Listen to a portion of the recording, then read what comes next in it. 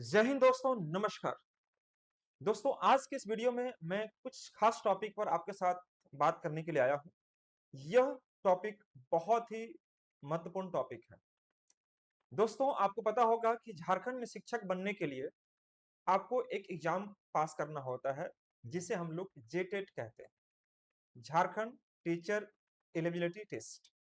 यह पास करते हैं तो दोस्तों आपको शिक्षक बनने का अवसर प्रदान किया जाता है, अदरवाइज नहीं बन पाएंगे सरकारी शिक्षक। अब सरकारी शिक्षक बने कैसे? तो दोस्तों, सरकारी शिक्षक बनने के लिए झारखंड यानी जेटेट के द्वारा आपको एक एग्जाम कंडक्ट कराई जाती है। अगर उस एग्जाम में क्वालिफाई करते हैं तो दोस्तों आपको शिक्षक बनने के लिए अवसर प्रदान किया जाएगा। उसके बाद वैकेंसी आती है, उस वैकेंसी को भरेंगे तो दोस्तों उसके एग्जाम के बाद आपको शिक्षक बनने का अवसर मिलेगा। मैं बता दूं दोस्तों कि यह जो आपको जेटेट की आपको एग्जाम होने वाली है, 9 सालों के बाद, 9 साल लंबे इंतजार के बाद झारखंड में पहली बार यह आपको जेटेट की वैकेंसी आपको देखने को मिल रही है। लास्ट एग्जाम हुआ था 2016 में, उसके बाद अभी यह एग्जाम होने जा रही है। लेकिन मैं इस बात को लेकर बहुत खुश हूं कि चलो कम से कम 9 सालों के बाद झारखंड सरकार जगी। झारखंड झारखंड सरकार कम से कम इतना बच्चों के हित में सोची कि वह शिक्षक बनने का अवसर आपको दे रही है।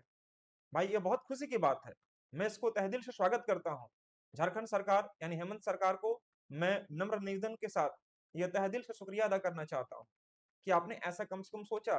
9 साल ही लगे, देर आए दुरुस्त है, लेकिन आपने सोचा कम से कम।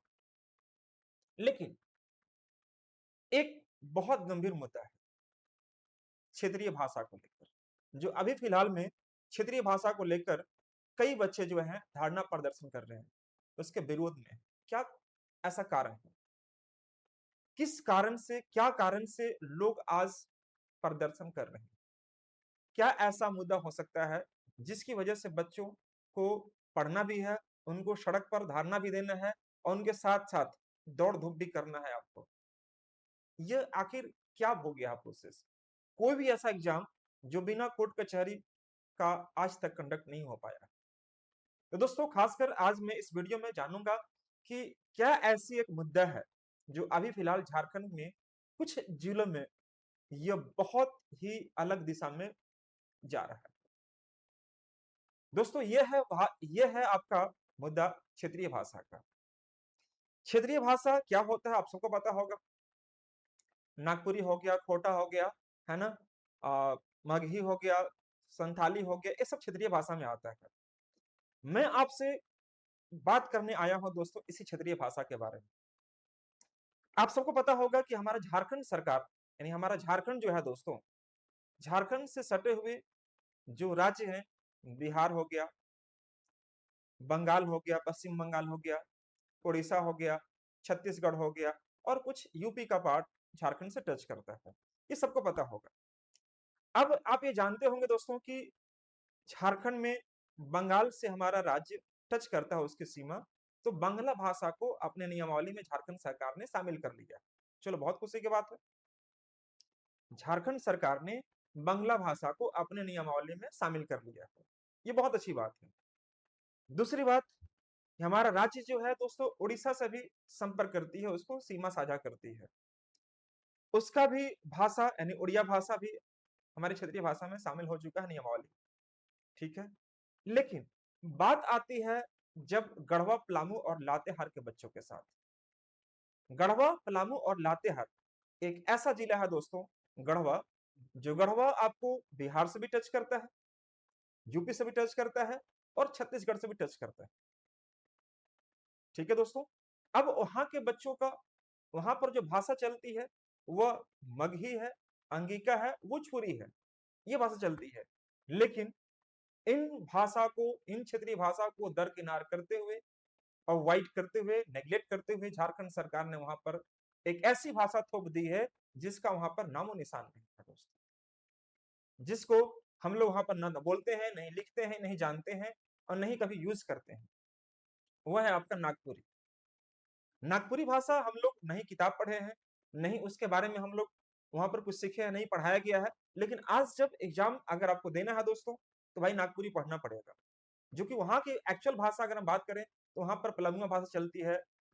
हम लोग वहां पर आपको मगही भाषा यूज करते हैं। लेकिन झारखंड सरकार एक ही राज्य में सौतेला व्यवहार क्यों कर रही है? या गढ़वा पलामू और लातेहार के बच्चों के साथ ऐसा अन्याय क्यों हो रहा है? क्या ऐसा खास रीजन है? क्या गढ़वा पलामू और लातेहार के बच्चों के द्वारा उन्हें मत नहीं दिया जाता है? गढ़वा पलामू और लातेहार के द्वारा उन्हें वोट दिया जाता ही होगा। तो आखिर आप इधर चले जाइए कोडरमा, गिरिडीह, अगर हम बात करते हैं हजारीबाग, तो यहाँ पर खोटा चलता प्योर, वहां पर खोटा भाषा को आपको रखा गया है। लेकिन ऐसा गढ़वा पलामू लातेहार के बच्चों के साथ ही ऐसा क्यों? क्या ऐसा खास रीजन है? क्या आप जानते हैं? क्या ऐसा कुछ खास वजह हो सकता है?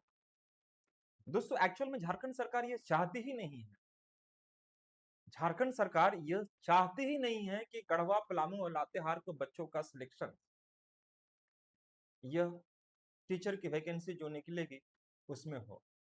मैं ऐसा क्यों बोल रहा हूं? एक बात बताइएगा, अगर मैं गलत हूं तो मेरे को बताना। आप बताओ कि अभी फिलहाल कुछ दिन पहले अभी जेएसएससी का एग्जाम हुआ, कितना मुश्किल, कितना मशक्कत के बाद, कितना संघर्ष करना पड़ा सरकार को, कई बार एग्जाम कैंसिल करना पड़ा, कितना बार उसमें अवरोध पैदा हुआ, फिर भी चलो अल्टीमेटली वो एग्जाम संपन्न हुआ, सिलेक्शन हुआ कुछ बच्चों का। लेकिन ईमानदारी से बताइएगा कि कितने परसेंट बच्चों का जो सक्सेस रेशियो है, मैं उसके बारे में बता रहा हूँ, कितने परसेंट बच्चे ऐसे हैं जो गढ़वा पलामू और लातेहार के बच्चों का सिलेक्शन हुआ जैसे जैसे, कितने परसेंट बच्चे हैं? अगर आप इधर के बच्चों को देखेंगे, आप हजारीबाग, अगर आप देखें कोडरमा, गिरिडीह, है ना, रामगढ़, बोकारो, इधर के बच्चों का सिलेक्शन, और हमारा एक राज्य या हमारा एक डिस्ट्रिक्ट है गढ़वा पलामू लातेहार, उधर के बच्चों का सक्सेस, दोनों में अगर कंपेरेटिवली अगर तुलना करेंगे ना भाई, तो ज्यादा परसेंटेज आपको दिखाई देगा, आपको कहाँ का, इस साइड के बच्चों का, जो हजारीबाग होंगे, गिरिडीह होंगे, है ना, अगर रामगढ़ होंगे, बोकारो होंगे, इधर के बच्चों का ज्यादा सिलेक्शन हुआ है। रीजन क्या है? कि उन्होंने भाषा पर कमांड किया है, भाषा इन्होंने लिया है खोटा भाषा, अधिकतर बच्चे खोटा लिया है।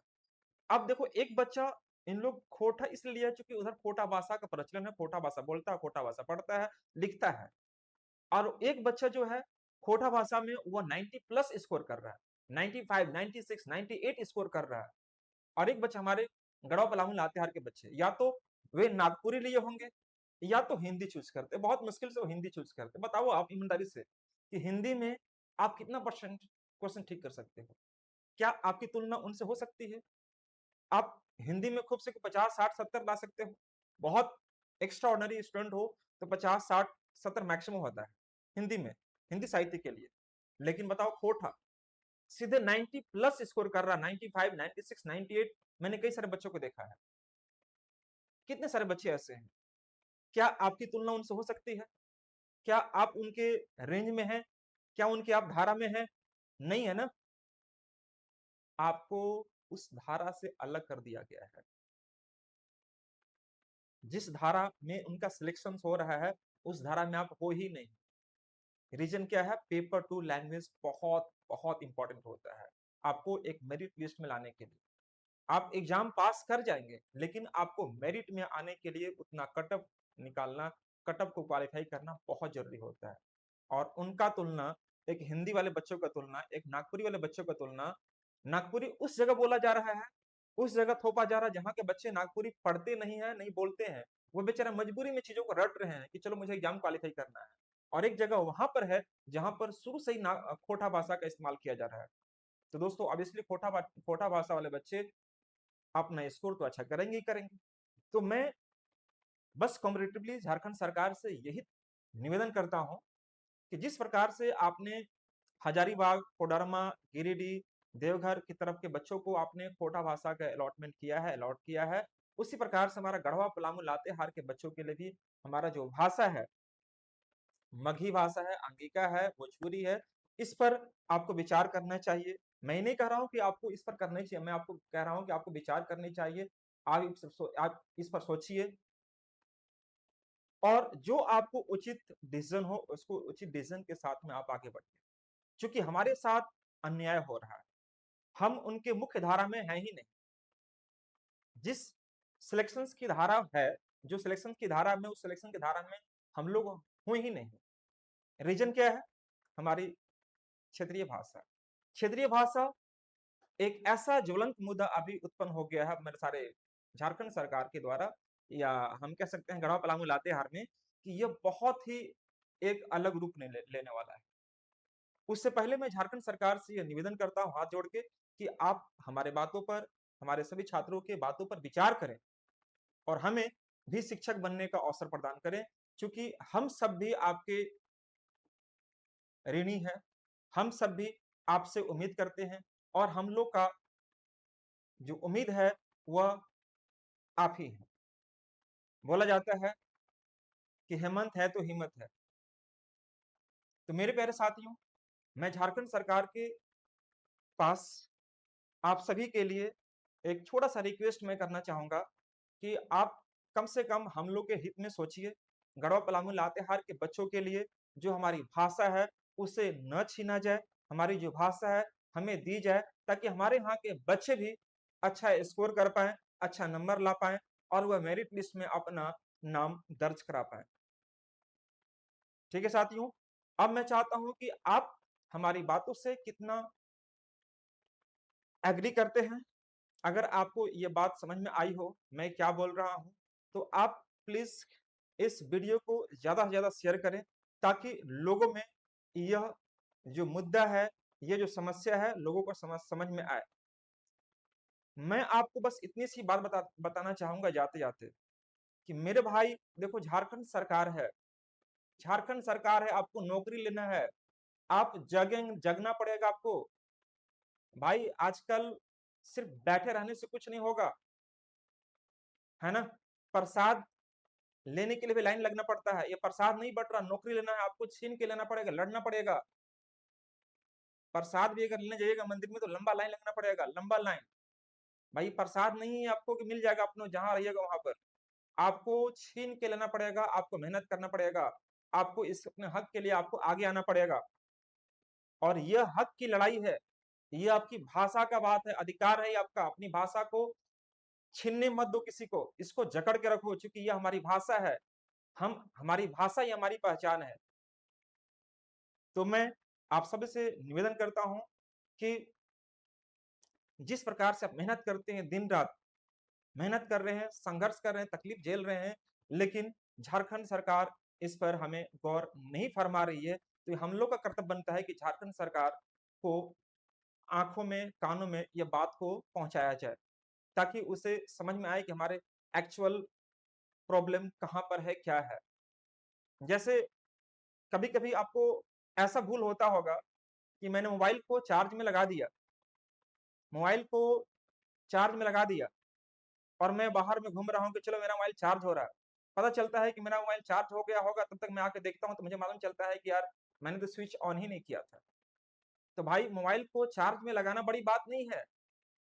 मोबाइल को चार्ज में लगाना बड़ी बात नहीं है। चार्ज में लगाने के साथ-साथ आपको स्विच ऑन भी करना पड़ेगा, तभी वह चार्ज हो रहा होगा। उसी प्रकार से हम लोग मेहनत तो करते हैं, खूब रगड़ते हैं, खूब संघर्ष करते हैं, लेकिन झारखंड सरकार यानी जिसके लिए मैं तैयारी करता हूँ, जब तक उसको स्विच ऑन नहीं करेंगे, तब तक वह जगेगी नहीं हम लोग की समस्याओं के प्रति।